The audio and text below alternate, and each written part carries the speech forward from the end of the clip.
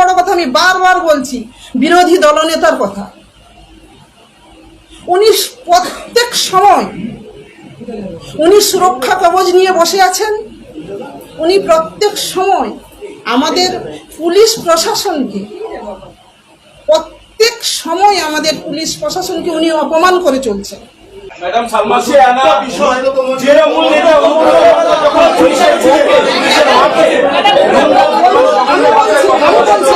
আপনি বলুন,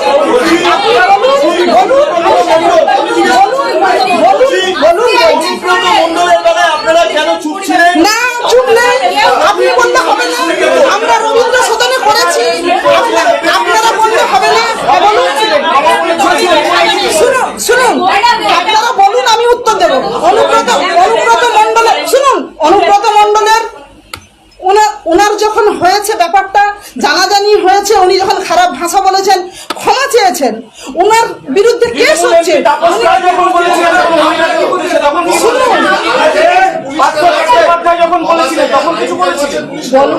আপনারা কি শুধু সিলেক্টিভ হয়েছে বলেন? না,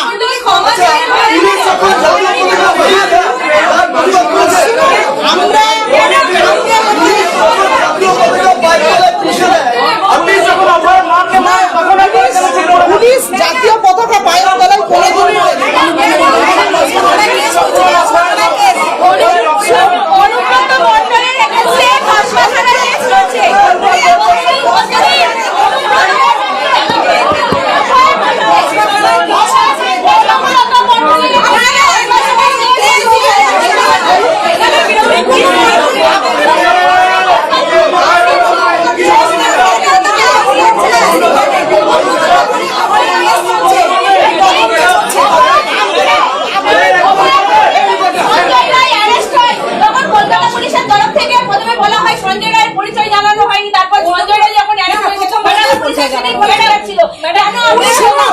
আমাদের পুলিশ কোনোদিনই অভয়ার ব্যাপার সাপোর্ট করেনি।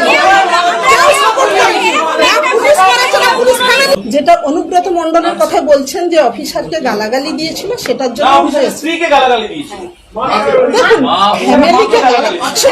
ফ্যামিলিকে গালাগালি দেওয়া মানে স্ত্রী হোক মা হোক, যেই হোক, ফ্যামিলি মানে স্ত্রী মা দুটোই, স্ত্রী মা দুজনই। ফ্যামিলি মানে স্ত্রী মা বোন দিদি, ফ্যামিলি মানেই হয়।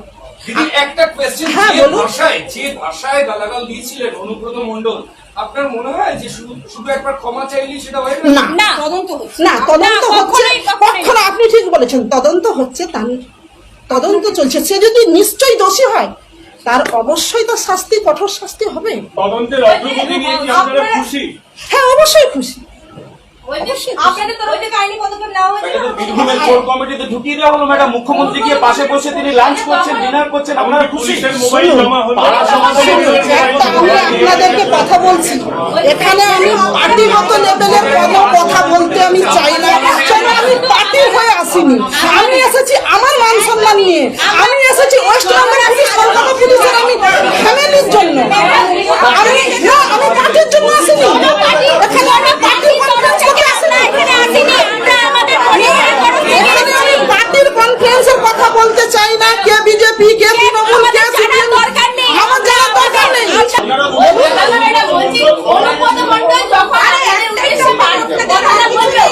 পুলিশের মাকে নিয়ে আসো, বউকে নিয়ে আসো, তখন আপনাদের একটু অভাব। হ্যাঁ, হয়েছে।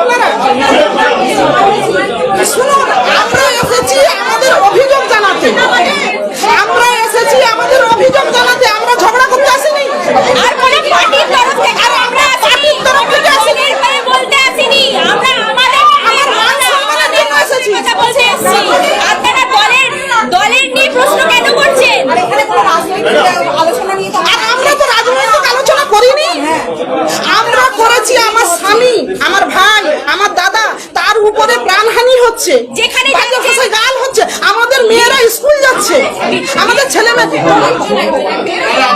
9 তারিখে আপনি যে ঘটনার কথা বলছেন, সেদিন আরো একটা ঘটনা হয়েছিল। বলুন। ভারতের জাতীয় পতাকা, তিরঙ্গা পতাকা পুলিশ পা দিয়ে পদদলিত করেছিল। আপনি জানেন যে ফ্ল্যাগ কোড অফ ইন্ডিয়া 2002 বলছে যে মাটিতে এবং জলে ফেলা যায় না, কোনো অসম্মান করা যায় না, 3 বছরের জেল হয় ম্যাডাম। আপনি আমাদের এরকম কোনো আমরা এরকম দেখিও নি, এরকম জানিও নি, যদি হয়ে থাকে সেটা খুব বড় অন্যায়, সে করেছে সে শাস্তি পাবে। ম্যাডাম বলছি, অভয়ের মাকে যখন মারা হলো, তার মাথাটা যখন খুলে গেল, তখন আপনারা একটা প্রেস কনফারেন্স করলেন না। আরেকটা জিনিস, অভয়াকে যখন ধর্ষণ কাণ্ডে সঞ্জয় রায় গ্রেপ্তার হয়েছে, তো কলকাতা পুলিশের সিভিক ভলেন্টিয়ার ছিল, তখন আপনারা একটা প্রেস কনফারেন্স করে একটু লজ্জা জানাতে পারলেন না বা একটু প্রতিবাদ জানাতে পারলেন না? কেন উনি পুলিশ বলে ওনাকে ছেড়ে দেওয়া হয়নি। উনি পুলিশ বলে ওনাকে ছেড়ে দেওয়া হয়নি। পুলিশের সিভিক ভলেন্টিয়ার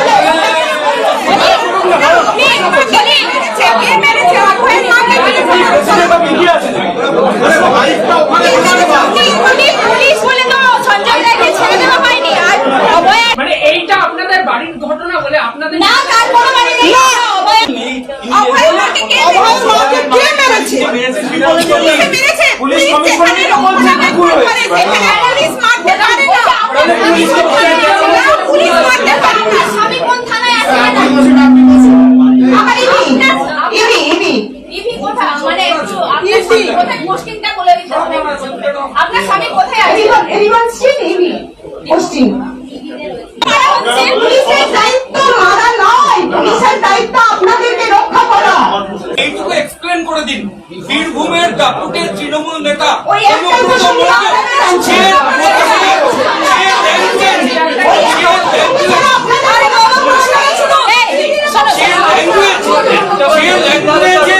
পুলিশের মা বোনেদের বলেছে, সেই সময় আপনারা এটা করলেন না কেন? তখন অনুব্রত মণ্ডল আপনাদেরকে নিয়ে যে কথা বলেছে, পুলিশের মা বোনকে নিয়ে, এই ঘটনাকে নিয়ে আপনারা কি আইনত পদক্ষেপ নিয়েছেন? কারণ এইভাবে কারো কোনো মেয়ে বা বোনকে অসম্মান করার ঘটনা কার্যত বিরল। পুলিশকে এরকম অপমান করছে একজন নেতা, শাসক দলের নেতা, পুলিশের মা বোনকে কি করবেন? আপনারা কি কি পদক্ষেপ নিলেন? সেই সময় কেন সাংবাদিক বৈঠক করলেন না? করেছিলাম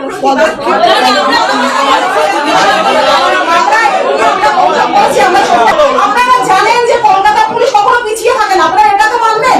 আপনারা আজকে কলকাতার বাসিন্দা হয়ে আজকে কলকাতা পুলিশের নামে নিন্দা করছেন। আজকে বলুন তো, আপনি কলকাতা